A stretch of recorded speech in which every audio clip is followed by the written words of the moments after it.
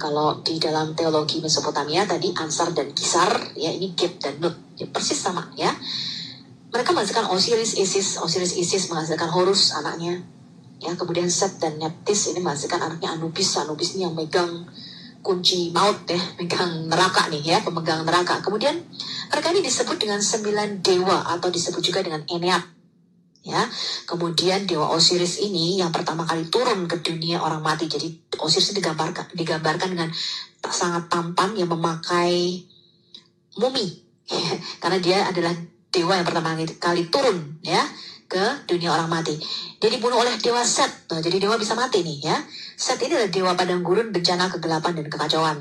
Ya, ini adalah teologi mereka. Ya, kemudian Horus anaknya membalaskan dendam Osiris dan kehilangan satu matanya yang disebut dengan The Eye of Horus, ya. Nah, Anda bisa lihat nih di film Hollywood, ya, namanya The Gods of Egypt. Itu filmnya ada, ya, mengenai konflik nih, ya, Osiris yang dibunuh oleh Set, kemudian Horus ini perang melawan Set, ya. Nah, lautan kekacauan atau lautan purba ini disebut juga dengan Nu atau Nun, ya, ini sama dengan Tehom di dalam Alkitab kita atau Tiamat, ya, di dalam mitos Sumeria purba. Anda lihat di situ, ya, dewa-dewi itu selalu digambarkan dengan memegang salib Ang, ya. Itu adalah Ang itu artinya kehidupannya, jadi melambangkan circle of life, ya, atau lingkaran kehidupan. Biasanya ini ada di tangan dewa-dewi Mesir, ya. Yang Anda lihat di situ itu gambarnya adalah Dewi Hathor. Dewi Hathor ini juga merupakan dewi yang disembah orang Israel pada waktu mereka diperbudak oleh Mesir. Makanya ketika di padang gurun, yang Musa nggak turun-turun, ya, mereka mengatakan, udah buat bagi kami Allah. Yang keluar adalah anak lembu emas. Nah, anak lembu emas ini adalah Dewi Hathor yang disembah oleh orang Israel juga pada waktu itu, ya. Simbol Ang yang tadi ada pada dewa-dewi Mesir kuno ini kemudian diadopsi masuk di dalam kekristenan ketika Kristen mulai masuk ke Mesir, ya. Teman-teman lihat yang di kanan itu adalah sebuah Crux Ansata. Ya, ini ada di dalam Codex Glacier. Ya, Codex Glacier ini adalah sebuah naskah perjanjian baru dalam bahasa Mesir kuno atau bahasa Koptik kira-kira abad ke-4 sampai abad ke-5. Ang, ya, yang tadi merupakan the circle of life atau lingkaran kehidupan, ini adalah salah satu dari motif artistik Mesir kuno yang terus digunakan setelah kristenisasi Mesir selama abad ke-4 dan abad ke-5. Tapi lingkaran atasnya bukan lagi oval, ya, tapi berbentuk bulat, ya. Tanda Crux Ansata ini persis menyerupai staurogram. Ya, staurogram itu adalah singkatan di dalam Alkitab Perjanjian Baru kita. Jadi kalau mereka mau menulis salib, ya, mereka menggunakan 2 huruf Yunani, yaitu huruf Tau dan huruf Rho. Ya, jadi mereka singkat menjadi stauros. Dan ini menggantikan kata crux atau cross atau salib.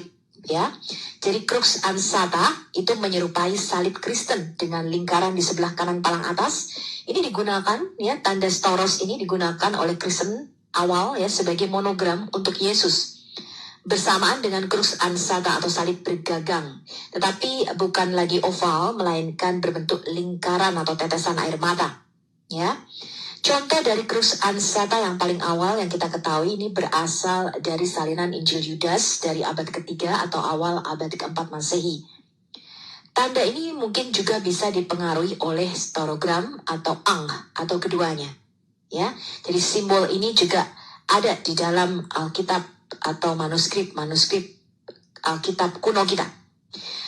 Kalau kita melihat catatan sejarah, teman-teman, ya, menurut Socrates dari Konstantinopel, ketika orang-orang Kristen yang membongkar kuil terbesar di Alexandria, jadi pada waktu itu Kristen mulai memegang tampuk politik, ya, jadi mulai banyak ini orang Kristen. Kemudian mereka itu mulai membakar, ya, atau membongkar kuil, ya, penyembahan kepada dewa Serapius, ya, yang ada di Alexandria, namanya Serapeum, ya, kira-kira tahun 391 Masehi. Nah, orang-orang Kristen ini melihat tanda-tanda seperti salib yang terukir di balok-balok batu. Orang-orang kafir yang hadir mengatakan tanda itu berarti kehidupan yang akan datang.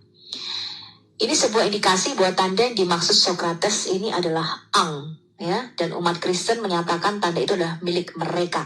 Dan ini menunjukkan bahwa mereka dapat dengan mudah menganggap Ang sebagai Crux Ansata. Ada sedikit bukti penggunaan krus ansanta di bagian barat Kekaisaran Romawi, tapi orang Kristen Koptik Mesir menggunakannya pada banyak dekorasi, ya, baik itu di dalam naskah-naskah, manuskrip-manuskrip maupun juga di dalam tekstil, ya, mereka menggunakan simbol krus ansata ini. Nah, ini kalau kita menarik pelajaran dari sejarah, ya teman-teman, ya, ketika agama itu mulai menjadi politik, ya, kita mulai menekan yang lain, ya. Jadi ini orang Kristen menganggap penyembah kepada dewa Serapeus itu adalah orang kafir, dan mereka membongkar kuil Serapeus ini, ya, yang ada di Alexandria ini, ya. Kemudian membakar juga perpustakaan yang ada di dalam kuil Serapeum ini. Bagaimana Mesir memandang teologi penciptaan ini?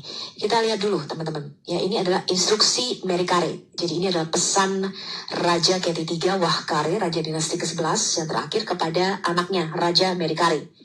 Ya, ketika akan mati, dia menasihati anaknya. Dan ini ditulis di dalam papirus, kira-kira 2181-2055 sebelum Masehi. Jadi ini pesan yang cukup bagus, ya. Kalau kita baca bagaimana Raja Wahkare ini, ya, Raja ketiga ini menasihati supaya Merikare ini bersikap bijaksana, adil terhadap rakyatnya, ya, memerintah dengan hukum yang benar, karena pada waktu itu dia menguasai Upper and Lower Egypt, jadi Mesir Utara dan Mesir Selatan. Jadi Mesir itu dibagi dua, ya. Nah, ini adalah pesan yang sangat bagus. Kita lihat dulu nih bagaimana teologi Mesir dari instruksi Merikare ini. Ditulis demikian, kita semua adalah kawanan ternak dewa. Dia menciptakan langit dan bumi bagi mereka. Dia mengalahkan monster laut. Nah, jadi cerita tentang monster laut, ya, bagaimana Tuhan, ya, ketika menciptakan langit dan bumi, itu dia mengalahkan yang namanya kekacauan, ya, naga laut ini. Ini memang cerita yang mendunia, teman-teman, ya. Dia memberikan nafas kehidupan ke lubang hidung mereka, karena mereka adalah serupa dengan dia yang keluar dari tubuhnya. Ya, jadi Mesir ini percaya bahwa mereka ini adalah anaknya Allah, ya. Dia naik ke langit demi kebaikan mereka. Dia telah membuat tanaman obat, ternak, dan ikan untuk memelihara mereka. Dia telah membinasakan musuh-musuhnya dan menghancurkan anak-anaknya sendiri karena mereka telah merencanakan pemberontakan. Jadi mereka percaya bahwa ada yang namanya Beni Elohim, anak-anak Allah ini yang memberontak. Ya, ini teologi yang sama yang ada di dalam Alkitab kita. Jadi Tuhan menciptakan Beni Elohim, anak-anak spiritual, dan Tuhan menciptakan kita, ya, anak-anaknya juga, tetapi earthly, jadi dari tanah, ya, yang ada di dimensi fisik di bumi ini. Dan ya, Tuhan memberikan kita kebebasan, ya, dan sama seperti teologi bangsa-bangsa lainnya, ya, ada yang memberontak, ada yang taat ikut Tuhan, ya, seperti manusia sekarang ini. Kemudian dikatakan nih, dia membuat siang hari untuk kebaikan mereka. Dia berlayar berkeliling untuk melihat mereka. Dia telah membangun kuilnya di sekeliling mereka, dan ketika mereka menangis, dia mendengar. Dia telah menjadikan mereka penguasa bahkan dari telur, dan sebagai pengangkat untuk mengangkat beban dari punggung orang yang lemah. Dia telah menjadikan sihir bagi mereka sebagai senjata untuk menangkal apa yang mungkin terjadi. Jadi ini kepercayaan Mesir bahwa sihir itu untuk menangkal santet dan guna-guna gitu, ya. Nah, bagaimana teologi ini bisa sama, teman-teman? Di dalam Alkitab kita dikatakan, ya, Mazmur 95 ayat 7, sebab dialah Allah kita dan kitalah umat gembalaannya dan kawanan domba tuntunan tangannya. Ya, di Mazmur 100 ayat 3 dikatakan, ketahuilah bahwa Tuhanlah Allah, dialah yang menjadikan kita dan punya dialah kita, umatnya dan kawanan domba gembalaannya. Mazmur 74, nyanyian pengajaran Bani Asaf, mengapa ya Allah kau buang kami untuk seterusnya? Mengapa murkamu menyala terhadap kambing domba gembalaanmu? Jadi sama, ya, kita ini adalah kambing domba gembalaan Tuhan.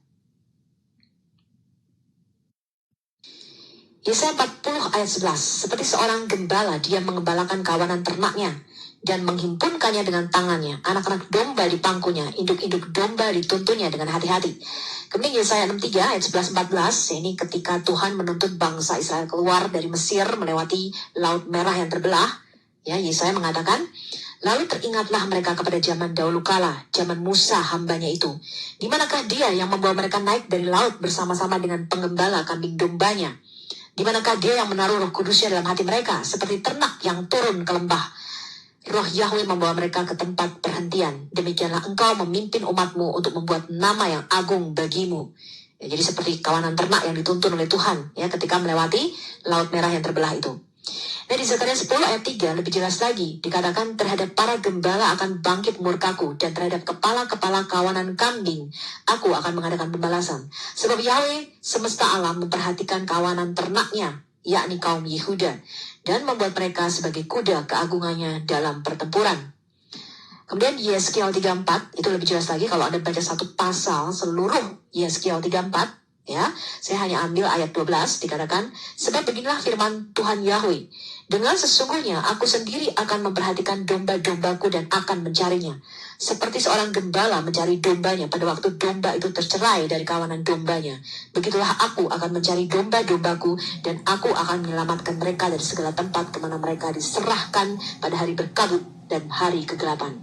Nah, kalau kita membaca ini dan kita mengerti teologi ini, teman-teman, teologi perjanjian lama ini di Tanakh, ya, bahwa kita ini adalah kawanan ternaknya Tuhan, ya, kambing domba gembalaannya Tuhan.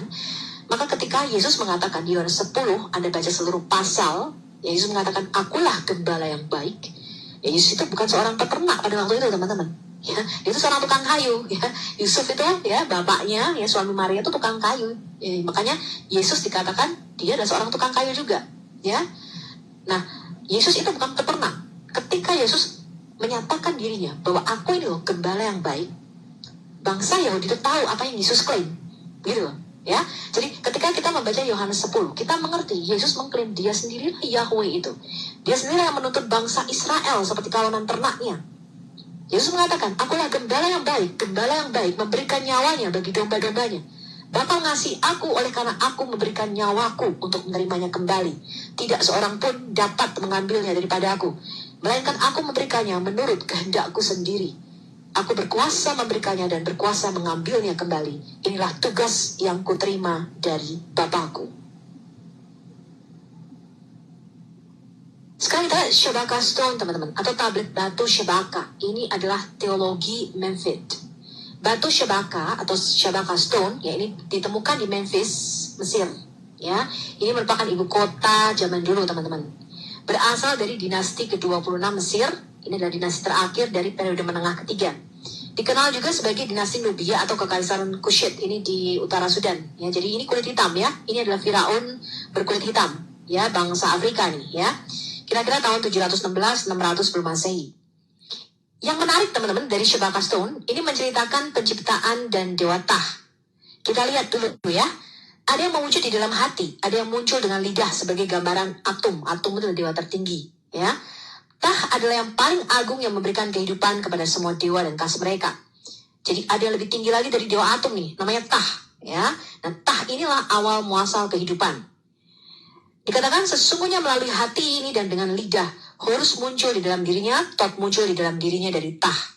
Kekuatan hidup muncul di dalam hati dan dengan lidah dan di semua anggota tubuh, sesuai dengan ajaran bahwa hati ada di semua tubuh dan lidah ada di setiap mulut. Semua dewa, semua manusia, semua kawanan, semua binatang melata dan apapun yang hidup. Memikirkan apapun yang diinginkan hati dan memerintah apapun yang diinginkan lidah. Jadi di sini adalah teologi Memphis yang unik. Jadi dikatakan dewa Tah ini asal muasal segala sesuatu, ini menciptakan segala sesuatunya itu. Dia punya gambaran dulu dari dalam hatinya, kemudian keluar lewat perkataannya, lewat lidahnya. Maka semuanya itu tercipta. Ya, ini adalah teologi yang sama. Ya, jadi dewa itu menciptakan dengan perkataannya atau dengan firman-Nya. Ini yang menarik dari Shabaka Stone ini, teman-teman. Siapakah Leviathan di dalam Alkitab kita?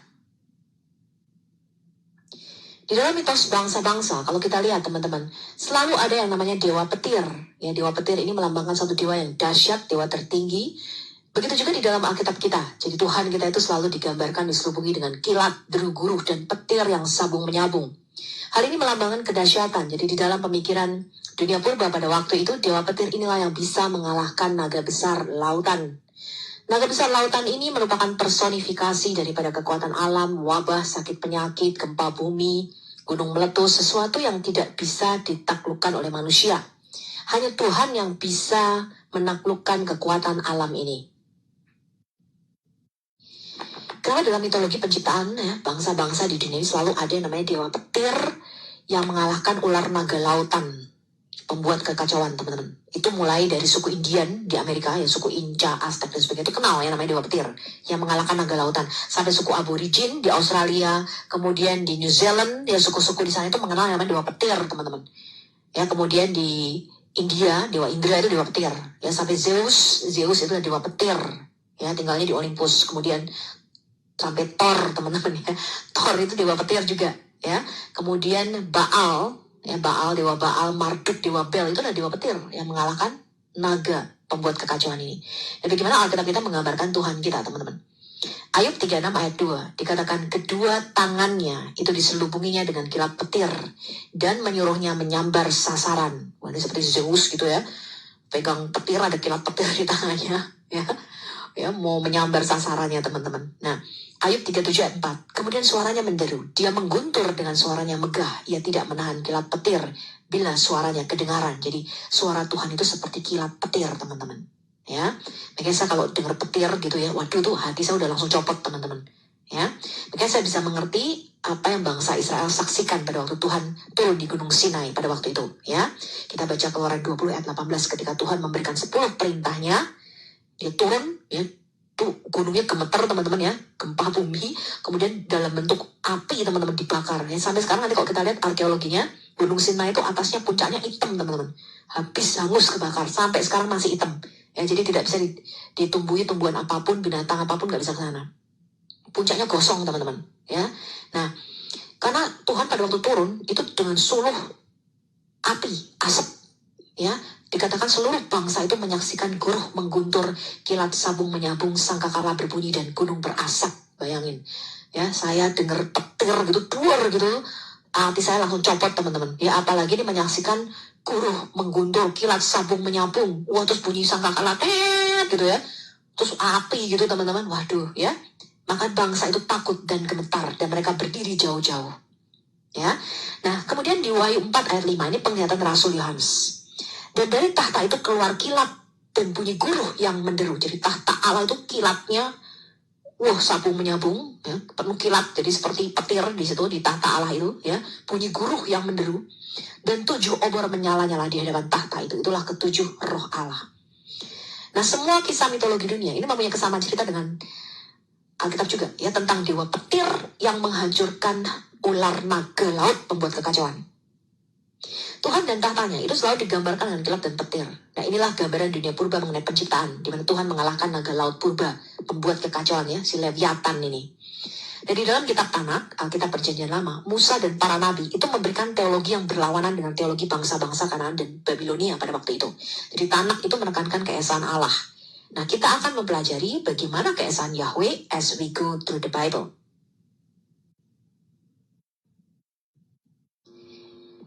Di dalam Alkitab kita, yaitu naga laut berkepala banyak, itu disebut dengan Lewiatan atau Rahab. Ya, Rahab itu artinya kekacauan, pembuat chaos, ya. Di mitos bangsa-bangsa lain disebutnya apa, teman-teman? Hidra. Ya, Hidra itu naga laut berkepala banyak, ya. Kemudian ada banyak nama-namanya. Nah, ini selalu dikalahkan oleh yang namanya dewa petir, ya. Jadi selalu ada dewa petir, ya, yang digambarkan mengalahkan naga. Jadi misalnya ada lawannya masing-masing, ya. Thor itu lawannya Jormungandr, ya, naganya namanya Jormungandr, dikalahkan oleh dewa petir, ya. Jormungandr itu paling takut kalau sama Thor, ya. Jadi nggak ada yang bisa ngalahin Jormungandr kecuali Thor. Nah, kemudian Zeus, ya, Zeus itu juga mengalahkan naga, ya. Kemudian Dewa Ra itu juga mengalahkan naga, ya. Nah, itu ada, teman-teman. Dan di dalam Alkitab kita, naganya itu disebut Lewiatan. Nah, Lewiatan ini tentu saja bukan naga semacam naga dragon gitu, ya. Tetapi ini adalah bahasa metafora, simbol kekacauan, teman-teman. Jadi kekuatan alam, badai, amuan laut, ya, kemudian gempa bumi, gunung meletus yang sekarang ini sinabung gitu, ya. Itu merupakan Lewiatan, teman-teman, ya. Merupakan kekuatan alam yang tidak bisa ditundukkan oleh manusia, hanya Tuhan yang bisa menundukkan. Nah, Tuhan itu cerita dengan bagus di Ayub 41. Ini Tuhan sendiri yang cerita. Nah, kalau Anda baca Ayub 38, itu di mana Tuhan berbicara menjawab Ayub dari dalam guruh. Ya, Tuhan berkata, di mana kamu ketika aku meletakkan dasar bumi? Jadi Tuhan itu menantang Ayub, kalau kamu laki-laki kamu jawab, ya kan? Kamu tuh hikmatnya nggak ada apa-apanya, ya. Jadi Tuhan itu hikmatnya begitu dalam. Dan di situ Tuhan cerita mengenai penciptaan alam semesta ini, ya. Nah, di Ayub 41 ini kata-kata Tuhan sendiri, ya. dia menceritakan mengenai bagaimana dia menundukkan Lewiatan itu, kekacauan itu. Di dalam Alkitab LAI kita kok bisa diterjemahkan menjadi buaya. Nah ini bukan buaya ya teman-teman ya, ini Lewiatan. Ya, jadi di ayat 41 Tuhan berkata, dapatkah engkau menarik Lewiatan dengan kail atau mengimpit lidahnya dengan tali? Dapatkah engkau mengenakan tali rotan pada hidungnya, mencocok orangnya dengan kaitan? Mungkinkah ia mengajukan banyak permohonan belas kasihan kepadamu? Atau berbicara lemah lembut kepadamu? Mungkinkah ia mengikat perjanjian dengan engkau sehingga engkau mengambil dia menjadi hamba untuk selama-lamanya? Dapatkah engkau bermain-main dengan dia seperti dengan burung dan mengikat dia untuk anak-anakmu perempuan? Mungkinkah kawan-kawan nelayan memperdagangkan dia atau membagi-bagikan dia di antara pedagang-pedagang? Wah, ini Tuhan kalau ngomong bahasanya memang puitis ya. Nah, Tuhan mengatakan kamu tuh tidak bisa menundukkan gempa bumi ini. Kamu tidak bisa menundukkan yang namanya chaos, kekacauan ini. Ya, gak bisa kamu main-main dengan dia. Kemudian Tuhan mengatakan nih, dapatkah engkau menusuki kulitnya dengan serampang dan kepalanya dengan tempuling? Letakkanlah tanganmu ke atasnya, ingatlah pertarungannya. Engkau tak akan melakukannya lagi. Ya, Tuhan mengatakan, sesungguhnya harapanmu hampa. Baru saja kamu melihat dia, orang sudah terbanting. Ya, orang yang nekat pun tak akan berani membangkitkan marahnya. Ya, ini merupakan satu kekuatan alam. Ya, yang Tuhan katakan kamu jangan berani-berani nekat membangkitkan amarahnya, ya, karena baru saja kamu melihat dia, kamu udah terbanting, kata Tuhan, ya. Siapakah yang dapat bertahan di hadapan aku, kata Tuhan? Siapakah yang menghadapi aku yang kubiarkan tetap selamat? Apa yang ada di seluruh kolong langit adalah kepunyaanku. Ya, kemudian Tuhan mengatakan lagi nih tentang Lewiatan. Aku tidak akan berdiam diri tentang anggota-anggota badannya, tentang keperkasaannya dan perawakan yang tampan. Siapakah dapat menyingkapkan pakaian luarnya? Baju sirahnya berlapis dua. Siapakah dapat menembusnya? Siapa dapat membuka pintu moncongnya? Di sekeliling giginya ada kengerian. Punggungnya adalah perisai-perisai yang bersusun terlekat rapat seperti meterai. Rapat hubungannya yang satu dengan yang lain sehingga angin tidak dapat masuk. Yang satu melekat pada yang lain. Bertautan tak terceraikan lagi. Bersinnya menyinarkan cahaya. Matanya laksana merekahnya fajar. Dia bersin aja kita bisa oleng teman-teman, ya. Dari dalam mulutnya keluar suluh dan berpancaran bunga api. Dari dalam lubang hidungnya mengepul uap bagaikan dari dalam belanga yang mendidih dan menggelegak isinya. Nafasnya menyalakan bara dan nyala api keluar dari dalam mulutnya. Di dalam tengkuknya ada kekuatan, ketakutan, berlompatan di hadapannya. Ini tentu saja bukan naga, ya. Ini menggambarkan dragon, ya. Sorry, bukan buaya maksud saya, ya. Tapi ini pasti naga, teman-teman, ya. Nah, daging gelambirnya berlekatan, melekat padanya dan sebagainya. Hatinya keras seperti batu, ya, seperti batu kilangan. Bila ia bangkit, maka semua yang berkuasa menjadi gentar, menjadi bingung karena ketakutan, ya kan? Nah, kemudian ada baca terus teman-teman, dikatakan tidak ada taranya di atas bumi. Itulah makhluk yang tidak mengenal takut. Segala yang tinggi takut kepadanya. Ia adalah raja atas segala binatang yang ganas.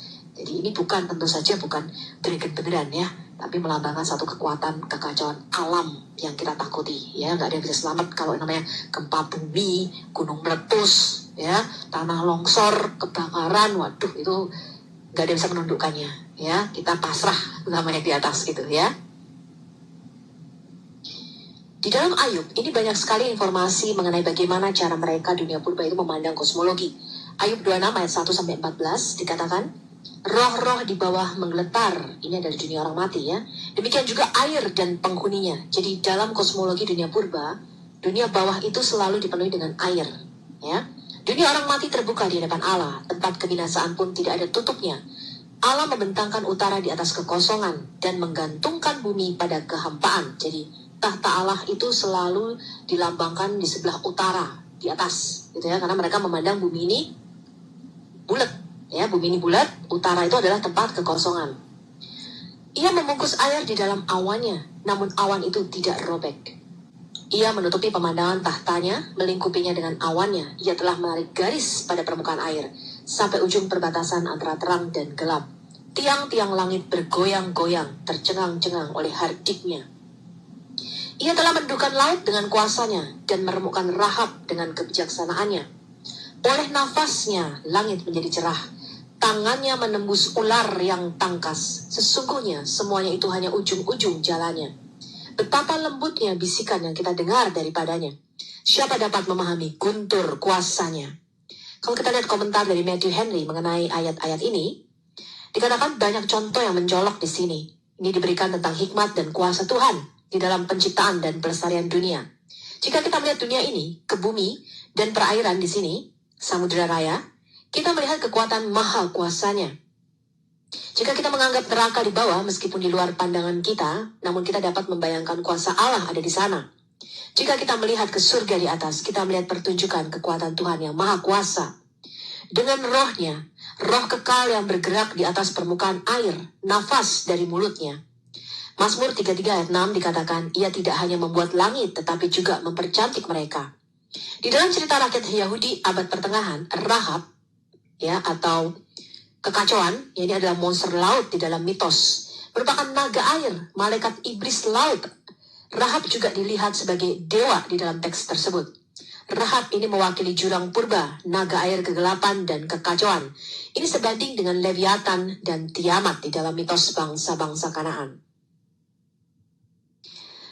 Lautan atau samudera raya di dalam Alkitab kita maupun di dalam mitos bangsa-bangsa lain itu selalu menggambarkan satu kekuatan yang tidak dapat ditaklukkan, kekacauan, ya, tidak dapat dikendalikan oleh manusia. Jadi laut itu menggambarkan Babel, ya, atau suatu kekacauan. Di Yeskiel 28 ayat 2 dikatakan, hai anak manusia, katakanlah kepada Raja Tirus, beginilah firman Tuhan Allah, karena engkau menjadi tinggi hati dan berkata, aku adalah Allah, aku duduk di tahta Allah di tengah-tengah lautan. Jadi Allah itu selalu digambarkan menguasai lautan, ya, tahtanya itu ada di tengah-tengah lautan. Padahal engkau adalah manusia, bukanlah Allah, walau hatimu menempatkan diri sama dengan Allah. Di Daniel 7 ayat 3 dikatakan, dan 4 binatang besar naik dari dalam laut, yang satu berbeda dengan yang lain. Kemudian di Wahyu 13 ayat 1, dan ia tinggal berdiri di pantai laut. Lalu aku melihat seekor binatang keluar dari dalam laut, bertanduk 10 dan berkepala 7. Di atas tanduk-tanduknya terdapat 10 mahkota dan pada kepalanya tertulis nama-nama hujat. Jadi kekuatan antikris yang merusakkan dunia ini juga digambarkan muncul dari dalam lautan. Di Wahyu 17 ayat 1 dan 15 dikatakan, penghakiman atas Babel, atas kekacauan itu. Lalu datanglah seorang dari ketujuh malaikat yang membawa ketujuh cawan itu dan berkata kepadaku, mari sini, aku akan menunjukkan kepadamu putusan atas pelacur besar yang duduk di tempat yang banyak airnya. Lalu dia berkata kepadaku, semua air yang telah kau lihat di mana wanita pelacur itu duduk adalah bangsa-bangsa dan rakyat banyak dan kaum dan bahasa. Jadi nanti kita melihat siapakah yang dapat menundukkan lautan, amukan badai di laut ini, teman-teman. Jadi orang purba pada waktu itu, ya, mereka berpikir bahwa kekacauan, ya, digambarkan dengan lautan yang tidak bisa dikuasai, yang ganas ini dilambangkan ada kekuatan di belakangnya, mereka sebut dengan naga yang berkepala banyak, ya, dragon, ya, atau yang di dalam Alkitab kita namanya Leviathan atau Rahab. Nah, Leviathan itu asal katanya Levia atau melingkar, melilit, ya, sesuatu yang melingkar atau melilit, ya, seperti naga, ya, naga lautan simbolnya, ya. Jadi Leviathan itulah naga yang berkepala banyak, ya. Jadi apakah ini binatang beneran? Saya rasa tidak, ya. Saya rasa ini tidak mungkin Tuhan bertarung dengan naga. Ini bumbu-bumbu cerita, tetapi Tuhan sendiri memang mengatakan demikian. Tetapi Tuhan berbicara ini dalam bahasa metafora juga, ya, teman-teman. Jadi ketika Tuhan mengatakan, aku ini telah meremukkan Rahab, telah meremukkan Leviathan, artinya apa, ya, bisa mengendalikan kekacauan. Itu cuma aku gitu. Kamu tidak bisa mengendalikan semua keganasan alam ini. Jadi aku nih yang pemegang kendalinya, kata Tuhan, ya. Nah, kita lihat ini adalah namanya kuduru, teman. Kuduru itulah batuan pembatas. Jadi diletakkan untuk menandai teritorial tanah raja pada waktu itu, batasnya, ya. Kemudian orang-orang kaya atau orang-orang penting pada waktu itu. Ya, ini kuduru ini banyak sekali. Nah, kalau kita lihat, ini kuduru yang belum selesai, ya. Jadi biasanya ada tulisannya di situ. Nah, ini ada simbol kosmos, teman-teman. Ya, simbol bagaimana dunia ini yang mereka pahami, ya. Jadi mereka memahami bahwa dunia ini, semesta itu dikelilingi oleh seekor ular. Ya, ini dipahami oleh orang-orang Kasit. Ya, orang-orang Kasit ini, suku Kas ini yang mengalahkan Babilonia. Jadi pernah menjajah Babilonia cukup lama. Nah, ini adalah mitologi mereka yang dibawa juga oleh orang-orang Babilonia pada waktu itu. Di situ bisa dilihat seekor ular raksasa yang mengelilingi bumi dengan 2 tanduk, yaitu melambangkan sungai dunia bawah, mengelilingi fondasi istana duniawi. Kemudian dari punggungnya itu keluar menara atau benteng, ya. Dan di atas mereka itu ada prosesi dewa kecil yang memainkan alat musik diiring oleh binatang buas. Nanti kan berikutnya. Buat kawan-kawan di bawah, tap-tap layar ya, tap-tap layar teman-teman ya. Yang disebut dengan surga. Dan akhirnya yang memahkotainya adalah monumen. Ular kedua disebut samudera surgawi yang melingkar secara protektif di sekitar banteng surga yang berbaring. Jadi ular bertanduk besar yang mengelilingi pangkal monumen ini melambangkan dewa dunia bawah, tanah atau kematian, tapi juga sumber air bawah tanah yang menyehatkan semua kehidupan. Jadi mereka menyatakan ini adalah the Lord of Underworld, gitu ya. Jadi Tuhan penguasa dunia bawah. Nah ini adalah mitos yang sama teman-teman dengan Tiamat dan Jormungandr. Jadi Jormungandr ini adalah naga berkepala banyak yang dikalahkan oleh Thor. Ya, Thor ini adalah dewa petir. Ya, sama seperti nanti Zeus. Ya, Zeus itu dewa petir juga mengalahkan naga. Ya, jadi ini adalah cerita yang memang dipercayai oleh orang-orang zaman purba, teman-teman. Ya, ular naga berkepala 7 yang menjadi tuan dunia orang mati atau neraka dan kekacauan. Kata Ibrani Tehom itu artinya jurang yang dalam, diterjemahkan LAI sebagai samudera raya. Ya, ini secara linguistik dekat dengan kata Tiamtu di dalam bahasa Babilonia atau Tiamat dalam bahasa Akkadia. Tahun 1929, penemuan ratusan tablet tanah liat di Ugarit. Ini kota kuno Ras Samra di Syria, jadi selatannya Turki sana ya, di utara sana ya, Syria. Dalam bentuk huruf kuniform, huruf paku juga. Ya, ini mempunyai kesamaan bahasa paling dekat. Jadi bahasa Ugarit ini kesamaan bahasanya dengan bahasa Ibrani itu paling mirip gitu dibanding dengan bahasa Semitik lainnya. Dan sabar tenggo yang sekarang ini kota modern Ras Samra, ya, itu dulu merupakan pusat penyembahan Baal, ya, dewa Baal. Ini berbatasan dengan Israel Utara. Makanya Raja Ahab itu menikahi Isabel, ya, itu dari daerah sini. Jadi penyembahan pada waktu zaman Raja Ahab dan Isabel ini memerintah, wah itu penyembahan kepada Baal di Israel itu luar biasa. Makanya Nabi Elia itu kemudian menantang ya nabi-nabi Baal ini juga di utara ya, di Gunung Karmel. Gunung Karmel itu paling utara ya, pojok utara Israel Utara ya, berbatasan dengan Syria. Ya, kemudian Nabi Elia ini menantang ya Baal atau Yahweh ini yang menjadi Allah ya, supaya dia menurunkan api. Ya, akhirnya yang menang adalah Nabi Elia ya, dia menyembelih nabi-nabi Baal ini. Isabel marah nih ngejar-ngejar Elia, yang mau dibunuh dia Nabi Elia ya. Nah, kita lihat dulu nih. Pada waktu ditemukan tablet-tablet tanah liat, ini ada cerita mengenai Baal Cycle atau siklus Baal. Ya, ini adalah siklus Ugaritik, cerita tentang dewa Kanaan, Baal. Baal itu adalah pemilik tuan, suami atau yang berkuasa. Ya, kompetisi antara para dewa, siapa yang paling berhak berkuasa bersamaan dengan dewa tertinggi yaitu El. Dewa Islam yang menang, Al-Lata, Al-Mana, Al-Uzza, Gubrak. Allahu Akbar. Siapa yang bisa jadi wakilnya dewa tertinggi ini? Yam, ya, Yam itu di dalam Alkitab kita disebut lautan, ya, sama, ya, Yam itu adalah dewa laut. Dia ingin menguasai dewa lainnya dan menjadi yang paling kuat dari semuanya. Kemudian Baal Hadad itu menentang dewa lautan ini dan membunuhnya. Baal Hadad ini dengan bantuan Anat dan Atirat itu membujuk El, ya, untuk mengizinkannya membangun sebuah istana. Ya, kemudian Baal Hadad itu menugaskan Kotar Wakasis untuk membangun istana untuknya. Ya, raja para dewa dan penguasa dunia itu berupaya juga untuk menaklukkan dewa Mot atau dewa kematian. Ya, jadi Mot ini pertama membunuh Baal Hadad, teman-teman. Ya, Anat secara brutal kemudian membalas, dia membunuh Mot. Ya, di dalam Alkitab kita Mot itu artinya juga mati. Ya, jadi Mot itu artinya juga mati. Ya, kemudian Anat ini CP menyelah, membunuh dewa kematian ini, menggilingnya dan menebarkan abunya. Baal Hadad ini yang tadinya sudah mati hidup lagi, teman-teman. Ya, Baal Hadad ini kembali ke Gunung Sefon yang sekarang disebut dengan Jebel Akra. Ya, gunungnya masih ada sekarang. Ya, Mot dewa kematian ini setelah pulih dari digiling dan disebar tadi ya, menantang Baal Hadad. Ya, kemudian Baal Hadad menolak. Ya, artinya Mot itu takluk dan Baal itu memerintah lagi. Jadi di sini diceritakan Baal ini mengalahkan kekacauan dewa laut tadi Yam dan juga dewa kematian. Ya, Yam itu di dalam Alkitab kita juga berarti lautan, ya, atau nahar, sungai. Ya, Yam ini digambarkan sebagai tanun atau naga dan ular berkepala 7, litanu. Nah, ini berkorelasi dengan Alkitab kita ya tadi ya, Lewiatan, ya, atau Lotan. Di dalam mitos lain disebutnya Lotan, Litan atau Litanu, itu sama ya, ular berkepala 7 yang melambangkan apa? Kekacauan ya, melambangkan bencana alam, ya, melambangkan gunung meletus, ya, pokoknya sesuatu yang tidak bisa dikuasai oleh manusia. Nah itu kalau teman-teman lihat itu yang namanya tablet batu, ya, atau tablet tanah liat, yang namanya Baal Cycle, ya, cerita ugaritik, ya, mitologi ugaritik mengenai Baal, ya, yang mengalahkan dewa lautan. Dia membunuh naga, ya, Baal itu dewa petir digambarkan, dia membunuh naga lautan pembuat kekacauan ini teman-teman, ya. Kemudian Baal ini nanti juga mengalahkan Mot.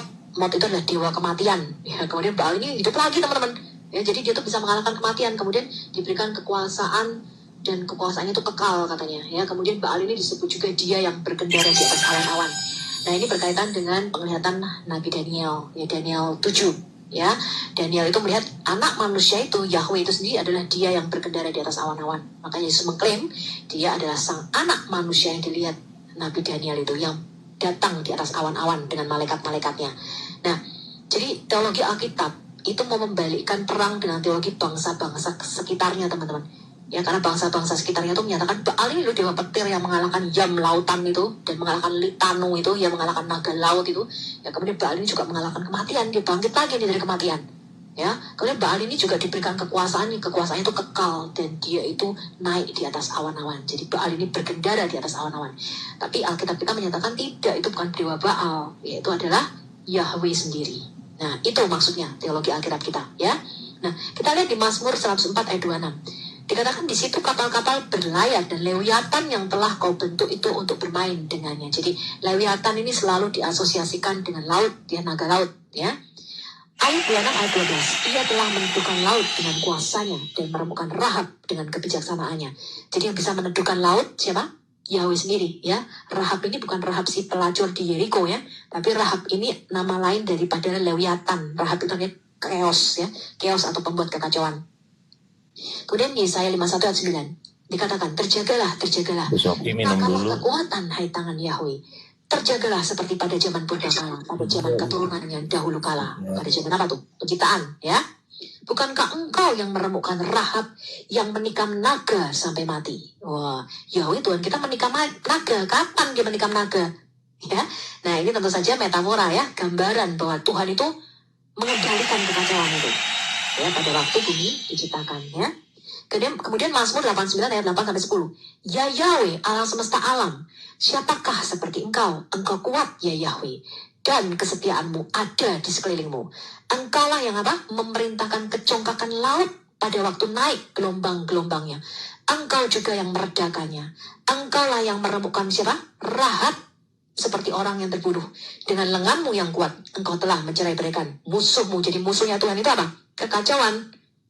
Ya, Tuhan itu selalu teratur, ya. Musuh dia itu adalah kacau balau, ya, tidak order, ya. Itu adalah musuhnya Tuhan. Makanya dikatakan Tuhan itu meremukkan Rahab, ya. Rahab itu selalu digambarkan dengan lautan, karena lautan ini tidak terkendali, ya. Nah, legenda dewa petir mengalahkan naga laut ini ada di seluruh dunia teman-teman, ya. Mulai dari mitos Yunani, Zeus dewa petir itu mengalahkan Typhon. Typhon itu naga berkepala banyak, ya, naga laut. Di Mesir itu dewa Ra mengalahkan Apep. Kemudian Thor dewa petir ini mengalahkan yang namanya Jormungandr. Nah, Jormungandr ini anaknya Loki teman-teman. Loki itu punya 3 anak katanya, ya. Nah, salah satunya naga ini, ya, yang namanya Jormungandr. Jormungandr itu naga yang melilit seluruh bumi. Nah, Jormungandr ini cuma takutnya sama Thor. Ya, kemudian di Hindu itu dewa Indra, dewa petir, ya, ini mengalahkan Viritra, ya, naga juga berkepala banyak, ya. Kemudian di dalam suku Hiti, ya, itu Tarhun melawan Iluyanka, sama, ya. Kemudian sampai Jepang teman-teman, ya, Susano, ya, itu mengalahkan Yamato no Orichi, naganya namanya, naganya naga-naga Jepang, ya, sesuai dengan orang-orang Jepang, ya. Ya, kemudian kisah mengenai Dobrinya Nikitich. Nah, ini bahasa-bahasa Rusia, ya, Slavik sana juga punya cerita sama teman-teman, dewa yang mengalahkan naga juga. Naganya namanya Semei Gorenich. Ya, saya agak susah-susah nih kalau bahasa Rusia, ya, tapi itu mitos yang sama. Nah, sampai suku Aztec India itu juga punya mitos yang sama, ya. Tezcatlipoca namanya, yang mengalahkan Cipakli. Nah, ini sama teman-teman, ya, kisah dewa petir yang mengalahkan naga berkepala banyak.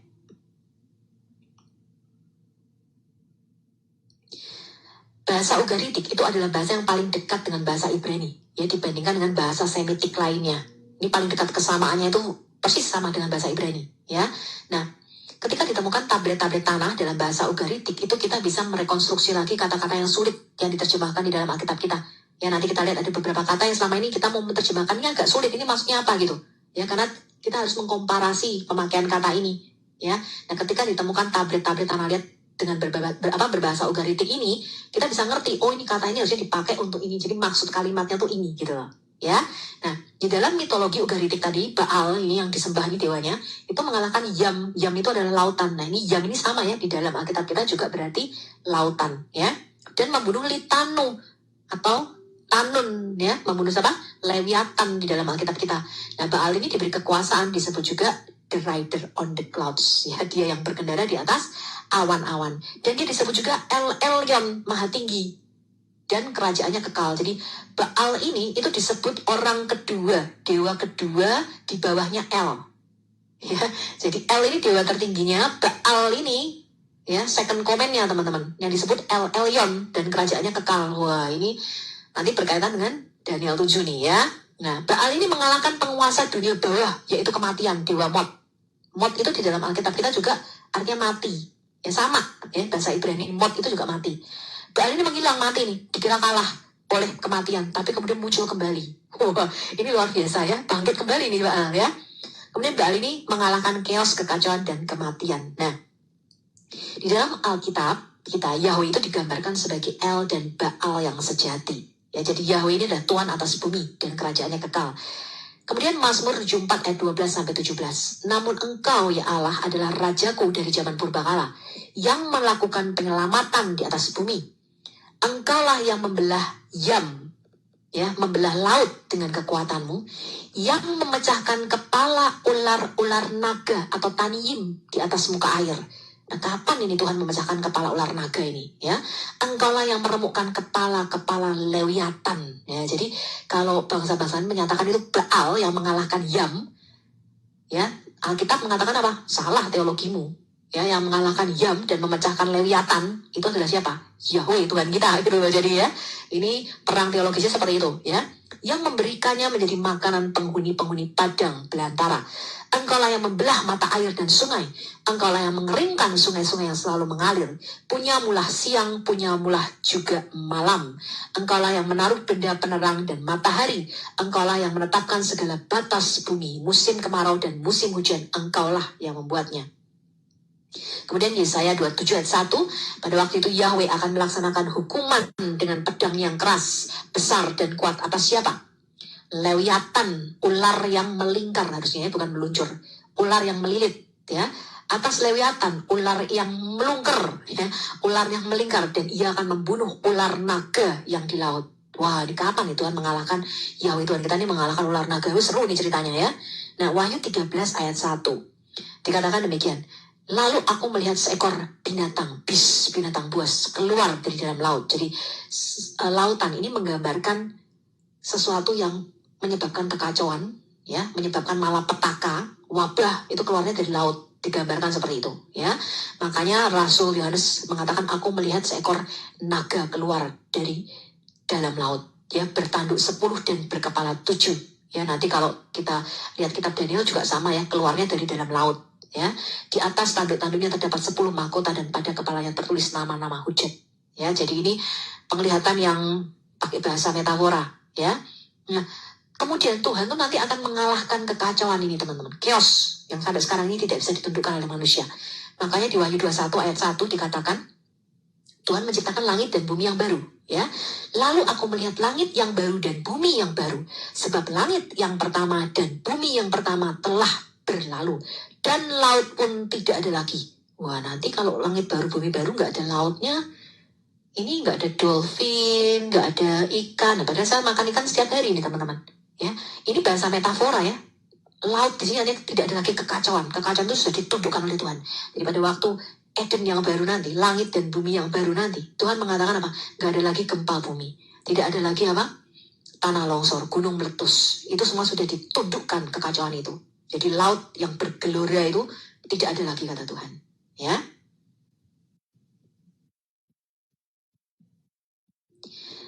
Kemudian Mazmur 89 ayat 6 sampai 10. Ini udah beberapa kali kita baca.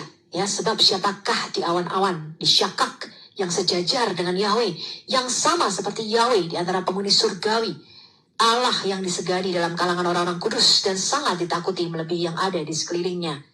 Ini di kalangan sidang ilahi, ya. Ya Yahweh Allah semesta alam, siapakah yang seperti engkau? Engkau kuat ya Yahweh, dan kesetiaanmu ada di sekelilingmu. Engkaulah yang memerintahkan apa? Kecongkakan laut pada waktu naik gelombang-gelombangnya. Engkau juga yang meredakannya. Engkaulah yang meremukkan Rahab seperti orang terbunuh. Dengan lenganmu yang kuat, engkau telah mencerai-beraikan musuhmu. Jadi siapa yang bisa memerintahkan dan meredakan gelombang lautan? Yahweh sendiri. Kemudian Mazmur 89 ayat 25 sampai 28. Aku akan membuat tangannya menguasai laut Yam. Ya, menguasai lautan tadi. Dan tangan kanannya menguasai sungai-sungai atau nahar. Dia pun akan berseru kepadaku, Bapakku engkau, Allahku dan gunung batu keselamatanku. Ini nubuatan mengenai Mesias yang akan menguasai lautan.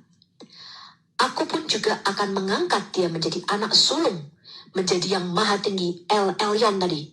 Ya, kalau bangsa lain mengatakan Baalim tadi El Elyon, ya, Alkitab mengatakan tidak, Mesias ini nantilah El Elyon, sang anak manusia itu, ya, di antara raja-raja bumi. Aku akan memelihara kasih setiaku bagi dia untuk selama-lamanya, dan perjanjianku apa? Teguh bagi dia. Ini nubuatan mengenai Mesias, karena tidak ada manusia pun yang dapat meredakan lautan.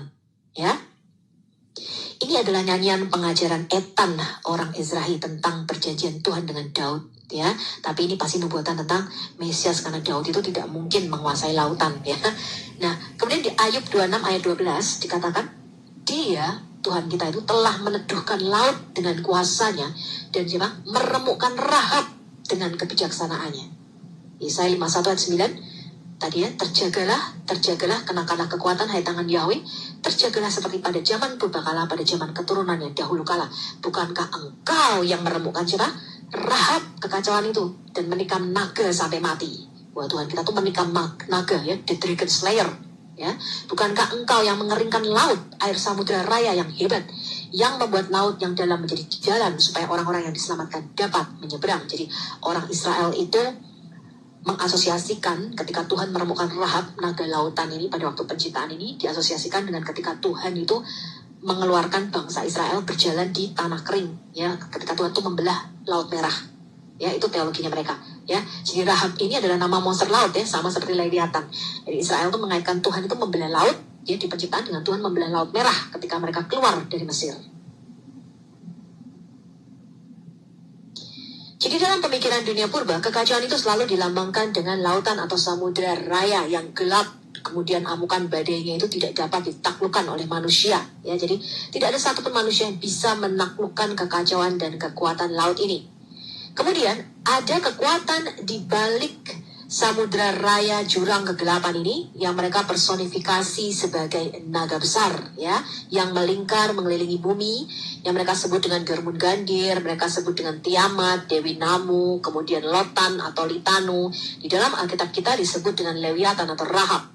Kemudian hanya dewa petir, dewa tertinggilah yang bisa mengalahkan kekuatan alam ini, ya, atau samudera raya ini, dan menundukkan dan memecahkan kepala ular naga tersebut. Di dalam mitos bangsa-bangsa lain, dewa petir ini mereka sebut dengan Baal, menyebutnya dengan Zeus, kemudian ada menyebutnya dengan dewa Thor, ya, dewa Indra, ya, banyak teman-teman. Ya, mitos ini ratusan bahwa dewa petir inilah yang mengalahkan ular naga yang menguasai lautan tersebut. Dan di dalam teologi Musa dan di dalam teologi Tanakh, ya, di dalam kitab kita, di dalam Alkitab kita, hanya Yahweh sendirilah yang bisa meremukkan kepala Leviathan tersebut dan memecahkan kepala Rahab. Dan di dalam perjanjian baru, apa reaksi murid-murid Yesus ketika Yesus ini meredakan amukan badai dan lautan? Di Markus 4 ayat 35-41. Bagi seorang Israel yang mereka tahu betul, ya, kitab perjanjian lama yaitu kitab Tanakh, mereka tahu hanya Yahweh yang bisa meredakan lautan dan badai. Jadi ketika Yesus berkata kepada laut itu, diam dan tenanglah, dan amukan badai laut itu reda, murid-muridnya heran dan berkata, siapakah orang ini? Siapakah dia yang nampak di hadapan kita seperti seorang manusia ini, yang sanggup meredakan badai, yang sanggup meremukkan kepala ular itu? Lalu mereka berkata, dia ini sungguh anak Allah, ya, yaitu Yahweh dalam rupa manusia. Mereka tahu dia adalah Yahweh itu sendiri. Ya, Yahweh dalam rupa manusia yang disebut dengan anak Allah, yang sanggup meredakan badai itu. Dan ini merupakan badai yang nggak wajar ya teman-teman. Jadi cerita di dalam Alkitab kita itu bukan suatu kebetulan. Di Matius 14 ayat 22 sampai 27, ketika Yesus berjalan di atas badai air, ya lautan yang mengamuk itu, Yesus itu mau mengatakan amukan badai kekacauan laut ini tidak mempunyai efek pada dia. Dan Yesus menginjak kepala Lewiatan itu, kepala Rahab itu, kepala ular itu, ya, dan dia menginjak kekacauan dan amukan badai itu. Jadi dia mengatasi kepala Lewiatan dan kepala Rahab. Ya, dia mengatasi badai amukan itu.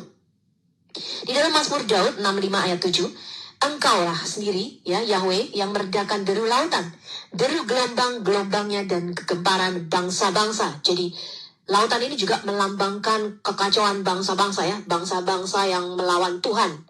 Ya, Tuhan sendirilah yang sanggup meremukkan kekuatan United Nations ini ya, yang akan melawan dia. Di dalam Mazmur 2 ya, dikatakan, mengapa gempar bangsa-bangsa ya melawan Tuhan dan melawan siapa? Mesiasnya. Jadi dua nih yang dilawan oleh bangsa-bangsa, antikris ya, itu Yahweh itu sendiri dan Mesiasnya. Nah nanti Mazmur 2 kita akan bahas secara khusus. Kemudian Mazmur Daud 89 ayat 9, Engkaulah yang memerintah kecongkakan laut pada waktu naik gelombang-gelombangnya, Engkau juga yang meredakannya. Jadi mereka tahu hanya Yahweh sendirilah yang sanggup meredakan kegemparan bangsa-bangsa ini, meredakan kekacauan bangsa-bangsa ini. Ya. Kemudian di Wahyu 21 ayat 1, lalu aku melihat langit yang baru dan bumi yang baru, sebab langit yang pertama dan bumi yang pertama telah berlalu, dan laut pun tidak ada lagi. Laut di sini tentu saja kita nggak berpikir, waduh nanti berarti nggak ada ikan dolphin lagi dong, kita nggak bisa jalan-jalan ke laut, padahal saya suka sekali makan ikan. Nggak begitu ya teman-teman ya.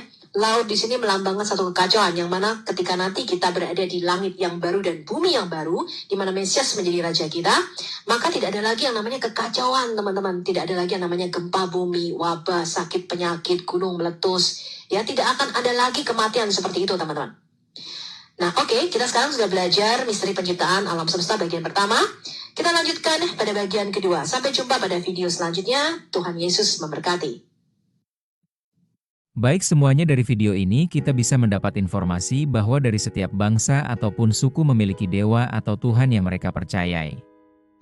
Tetapi dari yang kita ikuti dari pembahasan melalui Ibu Sofi, bahwa dari semua Tuhan yang ada dari bangsa-bangsa, hanya Tuhan dari Israel lah yang benar hidup bagi kita semua melalui perantara anaknya yang tunggal Tuhan Yesus Kristus. Dan melalui pembahasan ini, janganlah kita terhasut oleh si jahat. Seperti yang tertulis pada ayat Wahyu 12. 7-9. Maka timbullah peperangan di sorga 7. Mihael G dan malaikat-malaikatnya berperang melawan naga itu, dan naga itu dibantu oleh malaikat-malaikatnya. Tetapi mereka tidak dapat bertahan, mereka tidak mendapat tempat lagi di sorga. Dan naga besar itu, si ular tua, J yang disebut Iblis K atau Satan, L yang menyesatkan M seluruh dunia, dilemparkan ke bawah, ia dilemparkan ke bumi, N bersama-sama dengan malaikat-malaikatnya.